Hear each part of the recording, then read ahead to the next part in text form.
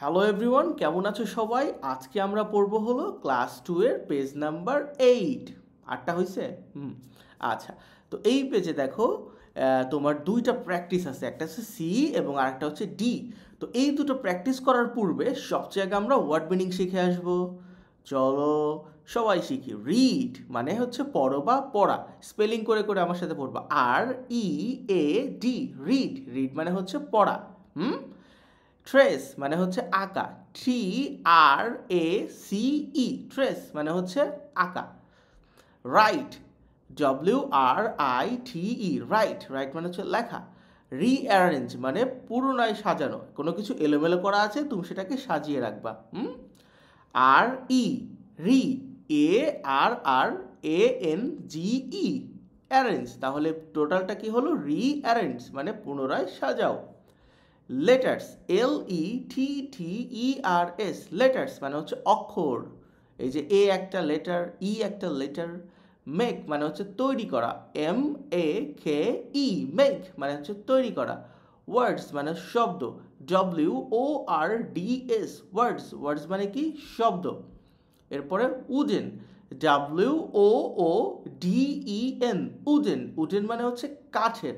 এরপর কি আছে? প্লাস্টিক, PLASTIC,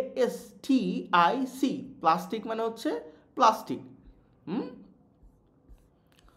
ওকে, তো আমরা ওয়ার্ড মিনিংগুলো পড়ে আসছি। তুমি আগে ওয়ার্ড মিনিংটা মুখস্থ করো, এরপরে বাকি ভিডিওটা দেখো। ওকে, তাহলে এখানে সিতে কি বলছে? রিড মানে পড়ো, ট্রেস মানে সেটাকে অনুসরণ করো, আর রাইট মানে হচ্ছে লেখো।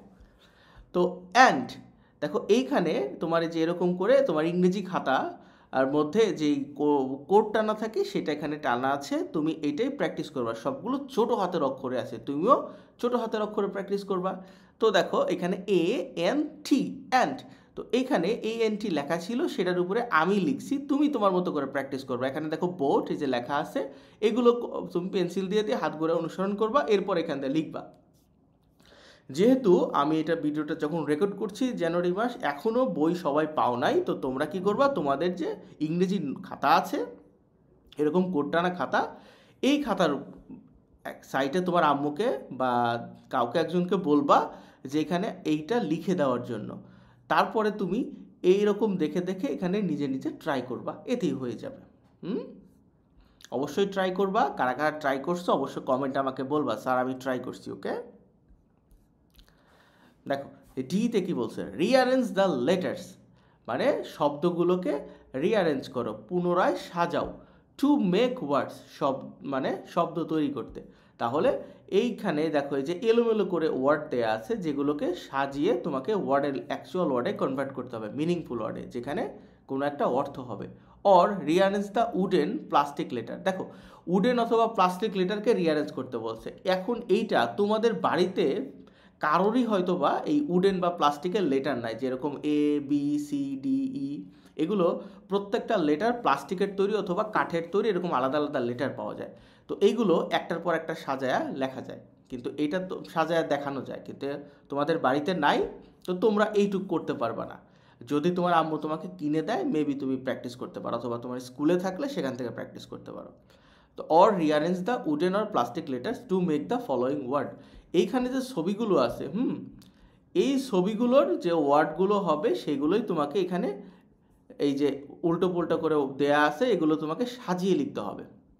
দেখো TAN কোনো অর্থ বোঝায় না, বাট তুমি যদি এরকম করো, এ আগে দাও, এন পরে দাও, টি তারপরে দাও, তাহলে কি হবে? অ্যান্ট মানে পিঁপড়া। এটা বোঝাইছে এবং এটা দিয়ে একটা মিনিংফুল শব্দও তৈরি হয়েছে। এইভাবে তুমি প্রত্যেকটা করবা। আমি তোমাদের সুবিধার জন্য প্রত্যেকটা লিখে দিছি, তবে এখানে একটা ভুল করছি, সেটা হচ্ছে এখানে বড় হাতের ওয়ার্ড ইউজ করা আমার উচিত হয় নাই, এটা সবগুলোই ছোট হাতের হবে। তুমি কিন্তু অবশ্যই ছোট হাতের দিয়ে করবা। এটা হচ্ছে তোমার আমাকে আমার যে টাইপরাইটার আছে সে করে দিতে এখানে এটা ভুল করে ফেলছে, তবে তোমরা কিন্তু এই ভুলটা করবে না। আর অবশ্যই প্র্যাকটিস করছো কিনা আমাকে জানাবা। আজ এ পর্যন্তই ছিল, পরের ক্লাসে আবার দেখা হবে। ধন্যবাদ তোমাকে সবাইকে।